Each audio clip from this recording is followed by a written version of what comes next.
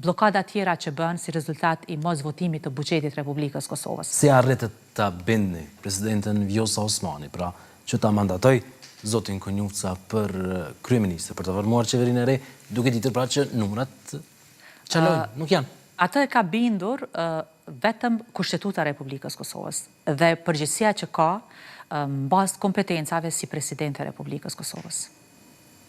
Edhe pa numrat e nevojshme. Ajo jam e bindur që nuk bën shkelje të Kushtetutës Republikës Kosovës dhe ajo ka qenë e vetëdijshme për mundësinë që ka dhënë, sepse ajo ka qenë edhe obligimi i saj ta bëj. I bie që zoti Konjufca i ka edhe 8-9 ditë për ta prezantuar kabinetin qeveritar në një seancë të Kuvendit të Kosovës, kur planifikohet cili është plani pra i vetëvendosjes dhe i partnerëve të tjerë të koalicion.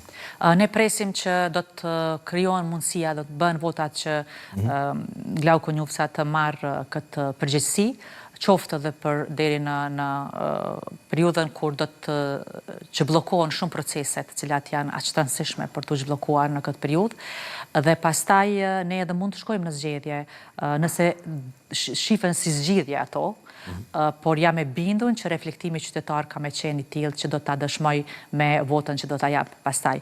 Po të ishit pjesë, pyetja hipotetike, po të ishit pjesë e opozitës aktuale, do ta votonit? Unë kam dëshmuar, keni dëshmuar për kësaj radhe. Gjithmonë për mua interesi i qytetarëve është në rendin e parë. Unë e di pse jam aty dhe gjithmonë do të jem për këto qëllime. Për mua është ofendim i jashtëzakonshëm që me shku në Kuvendin e Republikës Kosovës dhe mos me mendu për kontribut për vendin tem. Ne duhet ta ndjejmë një obligim të jashtëzakonshëm secili deputet i Republikës Kosovës, që aty është për ka marrë një përgjegjësi për t'i shërby qytetarit edhe interesi qytetar. Nëse nuk i shërben qytetarit dhe interesi qytetar, do duhet ndjej frikë, sepse në të kundërtën po bën një dëm të madh vendit të tij. Dhe unë po e shoh edhe me zgjedhjet e fundit, po ndryshon edhe mendësia e votuesve në Republikën e Kosovës, reflektimi i tyre, ndëshkimi ndaj atyre të cilët po e tradhtojnë besimin e tyre të dhënë. Cilat janë gjatat morale, Konjufca 1 apo zgjedhjet të reja parlamentare, me që ky është edhe insistimi i PDK-s, LDK-s, AK-s, edhe nismës me 3 deputet që të shkohet në zgjedhjet e reja. Është interesante që opozitës nuk po i pengon qeveria në detyrë, e cila është duke funksionuar. Domethënë ata po e pranojnë një qeveri në detyrë, vetëm nuk po duan ta bëjnë një qeveri të re. Dhe thjesht çfarë po bëjnë? Thjesht ne jemi prap duke punuar.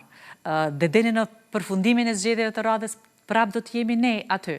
Mirë, po atyre po ju pengon. Kurti 2.5 spequan, zoti Kurti. Po ashtu po i bie. Atyre më shumë po i pengon që të legjitimojnë me votë një qeveri të re, qoftë edhe për një periudhë të shkurtër. Tani edhe me kandidatin e radhës me Glau Konjufcën. Ishte kompromis? Derisa e thonin që vetëm Albin Kurtit mos jetë, tani e kemi kuptuar që nuk e kanë vetëm me idenë e figurës Albin Kurtit, por e kanë me qëndrueshmërinë dhe veprimet e lëvizjes vetëvendosje dhe antarëve të lëvizjes vetëvendosje, por edhe në këtë rast edhe të antarëve të Partisë Guxo. Kështu që urrejtja që ata shpërfaqin nuk është kritik politike. Vetëm kritik politike nuk ka.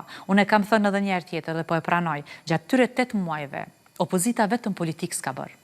Çfarë ka bërë? Ka bërë, ka shpërnda, ka shpërfaq, inate, personale, mëllef dhe përçarje. Dhe në të njëjtën kohë